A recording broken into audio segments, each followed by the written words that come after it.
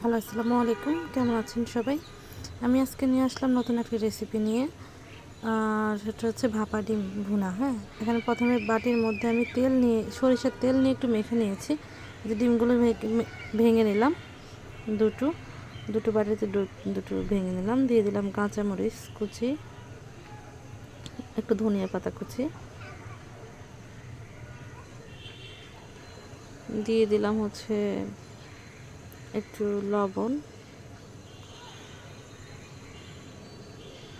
দিয়ে দিলাম একটু গোলমরিচ গুঁড়া।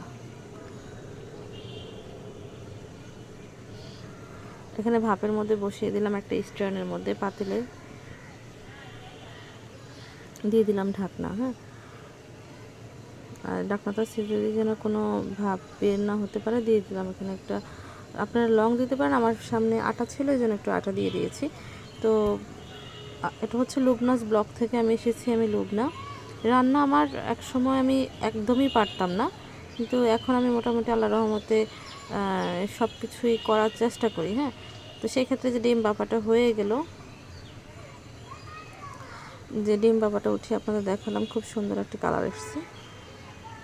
আর তারপর হচ্ছে পাতিলে আমি দুই পিস মাছ বসিয়ে দিলাম ভাজির জন্য। আগে হলুদ মরিচ মেখে রেখেছিলাম, আর কি লবণ হলুদ মরিচ মেখে রেখেছিলাম, যে ভাজা হয়ে গেছে, এটা উঠিয়ে নিলাম। এখন আমি দিয়ে দিব হচ্ছে, এই যে দেখেন অনেক সুন্দর লাগছে, যে উপকরণগুলো কেটে পাশে রেখেছিলাম। হ্যাঁ, এই যে দেখেন অনেক সুন্দর লাগছে। আর উপরে একটু সুন্দর লাগার জন্য একটু সস দিয়ে দিয়েছিলাম।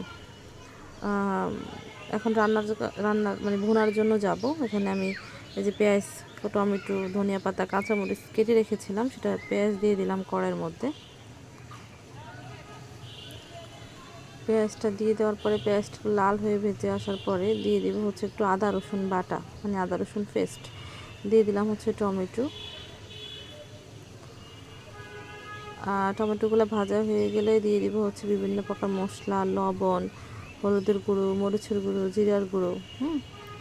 বা এর সাথে একটু পানিও দিয়ে দিব যেন মশলাগুলো পুড়ে না যায়। তো আমি আশা করব আপনারা এই রান্নার ভিডিওগুলো দেখে যারা উপকৃত হবেন, তারা তো উপকৃত হবেনই, আর একটু শেয়ার করবেন, পাশে থাকবেন, কমেন্টস করবেন।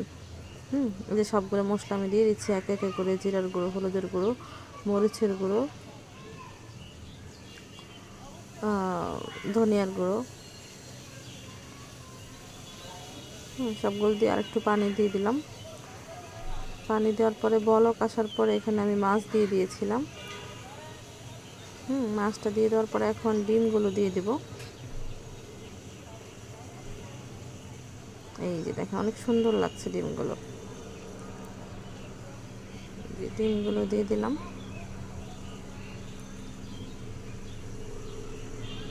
ডিমগুলো দেওয়ার পরে প্রায় ভুনা হয়ে গেছে, ঢাকনা দিয়ে এখন অবশেষে আমি কাঁচামরিচ কুচি এবং একটু ধনিয়া পাতা কুচি দিয়ে দিলাম।